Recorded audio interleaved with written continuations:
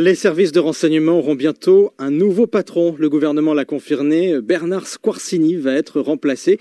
Il va quitter la DCRI, la Direction centrale du renseignement intérieur, créée en 2008 pour fusionner les RG et la DST. Bonjour Didier Assou. Bonjour Jean-Marie. Un des auteurs de L'espion du président aux éditions Robert Laffont. L'espion du président pour vous, c'est Bernard Squarcini. Vous avez eu au moment de la parution du livre d'ailleurs des échanges très vifs et même des échanges judiciaires avec Bernard Squarcini. Vous pourrez peut-être d'ailleurs nous en dire un mot dans un instant. Le reproche de la gauche, et finalement aussi ce que montre votre enquête, c'est que la DCRI version Bernard Squarcini a parfois été si proche du pouvoir qu'elle a utilisé des moyens illégaux.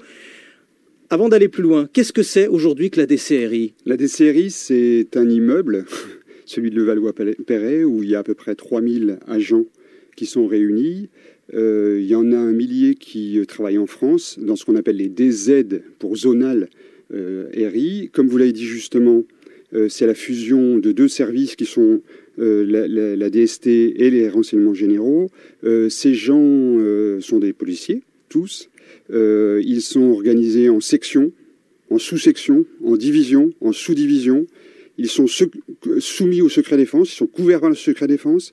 Autrement dit, on ne sait pas qui fait quoi dans cette organisation. Et il y a Bernard Squarcini qui est à la tête de ce plus grand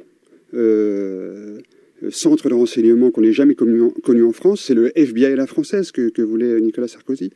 Il est effectivement, comme vous le dites, il s'est brûlé les ailes au pouvoir. Est-ce que ce système, ce machin, comme aurait peut-être dit le général de Gaulle, créé pour les services de renseignement, est-ce qu'il a des avantages ? Le fait d'avoir regroupé tous ces services, est-ce que c'est positif sur le principe ? Sur le principe, c'était une idée qui n'était pas idiote du tout, elle était même très, très intéressante. Vous vous souvenez, quand Nicolas Sarkozy va au ministère du Budget, qu'il revient au ministère de l'Intérieur en 2007, il dit « Moi, j'en ai assez des officines, j'en ai assez des coups tordus, j'en ai assez des notes blanches, des RG, etc. » Donc, on va créer une DCRI où on va mettre les RG, les salles RG, disait-il, avec la DST, et on va rendre les choses plus transparentes. Donc, sur le fond, c'est une formidable idée. Simplement, ça ne marche pas parce que aujourd'hui, ça ne fonctionne pas. Pourquoi ? Parce qu'on a dévoyé cet outil qui était formidable, qui est, encore une fois, jamais la police de renseignement n'a disposé d'autant de moyens humains, financiers, matériels, etc. Donc c'est un outil extraordinaire.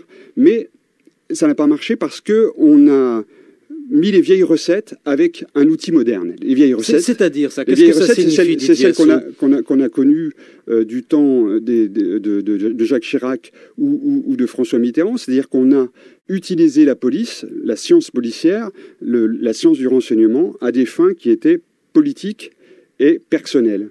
On a connu par exemple les histoires du Rainbow Warrior sous François Mitterrand, où nettement les services de renseignement ont été dévoyés pour le pouvoir, au service du pouvoir. Idem avec Jacques Chirac dans d'autres circonstances. Pour Nicolas Sarkozy, ce qui est extraordinaire, c'est que Bernard Squarcini a une telle proximité, j'allais dire presque affective, avec l'ex-président, qu'il s'est cru investi d'un certain pouvoir qui lui permettait de régler, y compris les affaires personnelles. Mais par exemple, de quoi avez-vous la preuve ? De quoi êtes-vous sûr ? Ce qu'on raconte dans les Sillons du président, c'est notamment que lorsque Cécilia Sarkozy a des velléités de quitter le nid conjugal avec un certain Richard Attias, son actuel mari, Bernard Squarcini a enquêté concrètement sur la vie de Richard Attias.